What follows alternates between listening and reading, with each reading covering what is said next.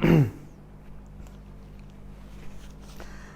वालेकुम। आज हम बात करेंगे डाइजेस्टिव सिस्टम के बारे में और देखेंगे कि हम कैसे किसी फूड से न्यूट्रिएंट्स लेते हैं, like protein and fatty acids and calcium वगैरह वगैरह जितने भी न्यूट्रिएंट्स होते हैं, और हाउ वी डाइजेस्ट, हमारा क़ुव्वत हाज़मा किस तरह वर्क करता है।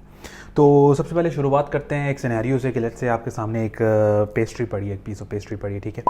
जैसे ही आप उसको देखते हैं या उसके करीब जाते हैं तो सबसे पहले जो अमल शुरू होता है वो इट्स डाइजेशन का ही पार्ट होता है। क्या मतलब कि आपके मुंह में पानी आता है।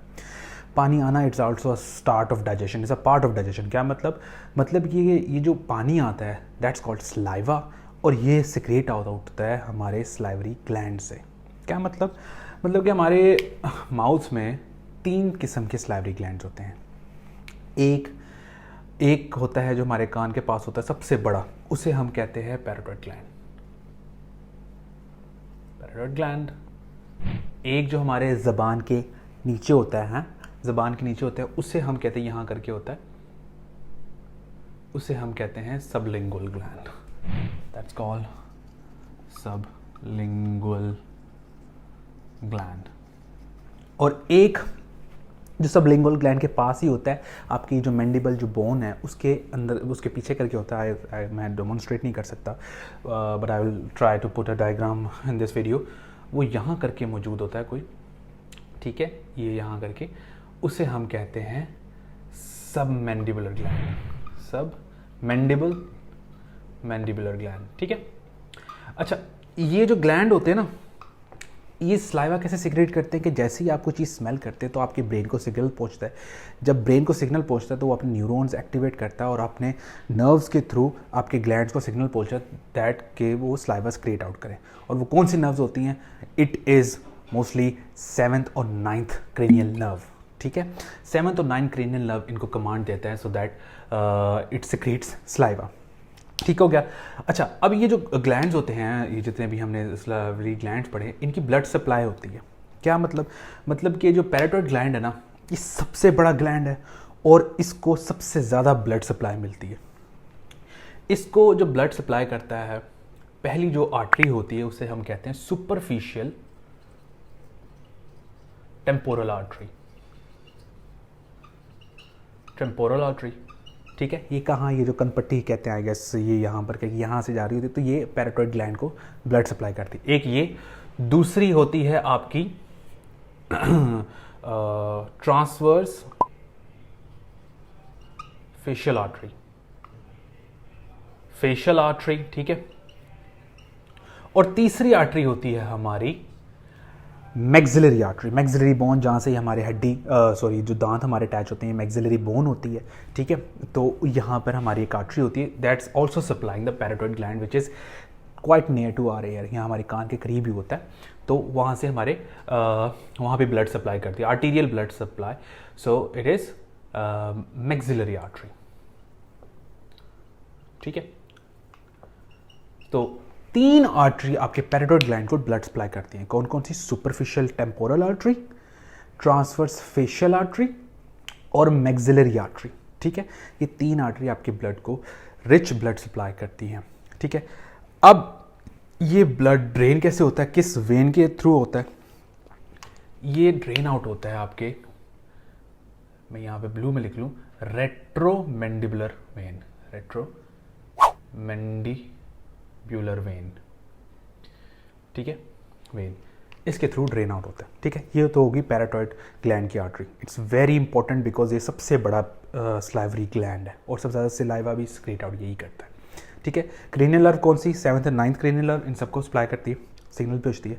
और ब्लड सप्लाई क्या है पैराटाइड की? ये है। अब सबमैंडिबुलर और सबलिंगुअल की जो ब्लड सप्लाई है ना, वो दोनों की कॉमन है, यानी इनके जो आर्टरी ब्लड सप्लाई करती है वो भी सेम है और वेन जो ड्रेन आउट करती है ब्लड वो भी सेम है। कौन कौन सी?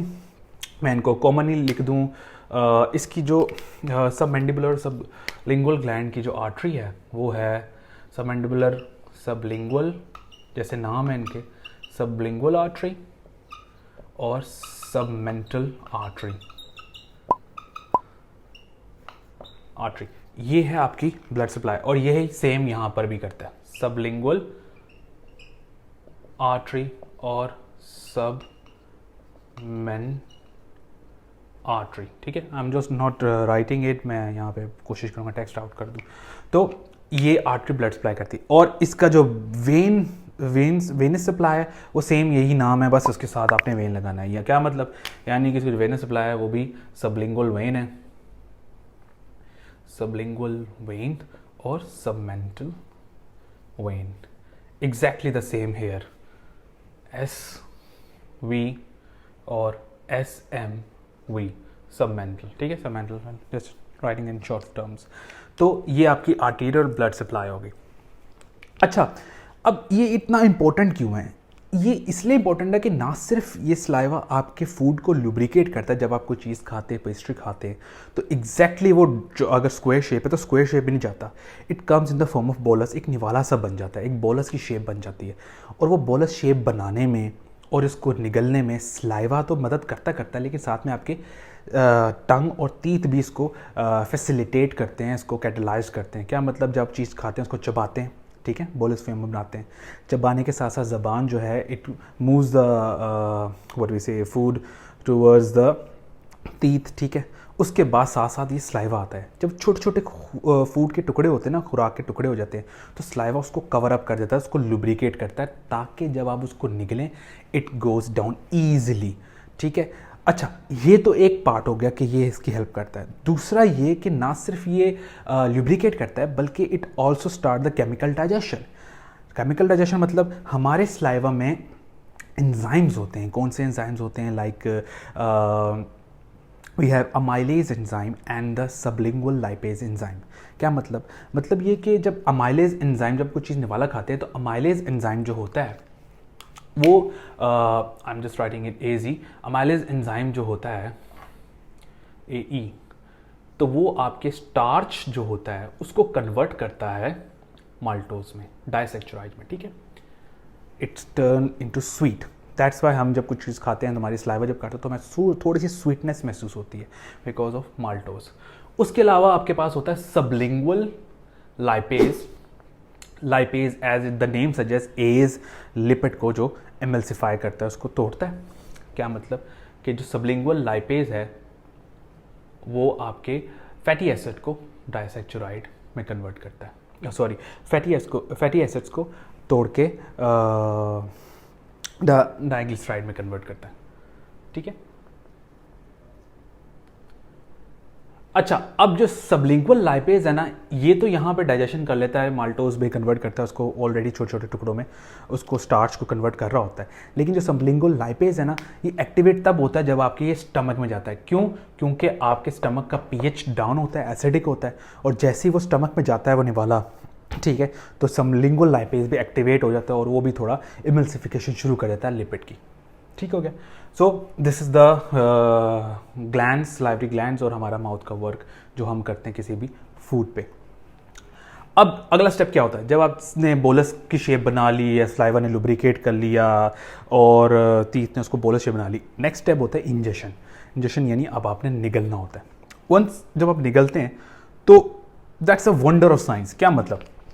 मतलब कि जब हम कुछ चीज़ निवाला खाते हैं, फिर हमें परवाह नहीं होती कि वो खाना कहाँ जा रहा है। लाइक हमने खा लिया, उसके बाद दूसरा निवाला बना के हम खा रहे होते हैं, दैट्स परवाह नहीं होती। क्यों? क्योंकि हमारा एसोफेगस जो है, फूड पाइप, वो ऑटोमेटिकली स्टमक तक लेकर जा रहा होता है बड़े आराम से। ऐसा नहीं कि जैसे धक कोई चीज़ ऊपर से गिराई सीधा जाके गिरी स्टमक में, नहीं, बड़े आराम से एफिशिएंटली मूव करता है, जैसे हम कहते हैं पेरिस्टालसिस मूवमेंट के थ्रू उसको भेजता है नीचे स्टमक के।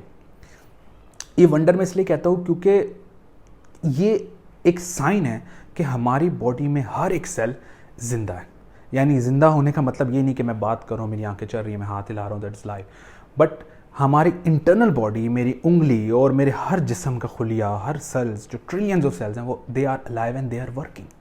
क्योंकि मैं तो अपने एसोफेगस को या हम एसोफेगस को खुद तो कंट्रोल नहीं कर रहे ना। मैं जंप कर रहा हूँ या ऐसे कॉन्ट्रैक्ट कर रहा हूँ तो एसोफेगस कॉन्ट्रैक्शन हो रही है, खुद ब खुद कॉन्ट्रैक्शन होती है, रिलैक्सेशन होती है। पेरिस्टालसिस मूवमेंट का मतलब ये होता है जब आप कुछ चीज़ खाते हैं, ठीक है, अगर मैं इसको एक टुकड़ा इसको मैं निकाल के दिखाऊं तो दैट्स अ फूड पाइप, ठीक है। तो जब ये निवाला आता है, ठीक है, तो ये हो जाता है आपका रिलैक्स, और जो इससे ऊपर वाला होता है वो होता है कॉन्ट्रैक्ट। क्यों? कि फूड नीचे जाए और निचला हिस्सा रिलैक्स हो जाए। इसका मतलब ये कि let's say this is a pipe, आपने कुछ चीज़ खाई, ये कॉन्ट्रैक्ट हुआ, खुराक नीचे गई और निचला पोर्शन रिलैक्स हुआ। जब यहाँ आया तो ये फिर कॉन्ट्रैक्ट हुआ और निचला पोर्शन रिलैक्स हुआ। दिस कॉन्ट्रैक्शन रिलैक्सेशन की जो ये मूवमेंट होती है, इसे कहते हैं हम पेरिस्टाल्टिक मूवमेंट, ताकि फूड बड़ा स्मूथली और एफिशिएंटली आपके स्टमक में जाए। ठीक है, और ना सिर्फ ये बल्कि आपके एसोफेगस इसको लुब्रिकेट भी कर रहा होता है इस फूड को।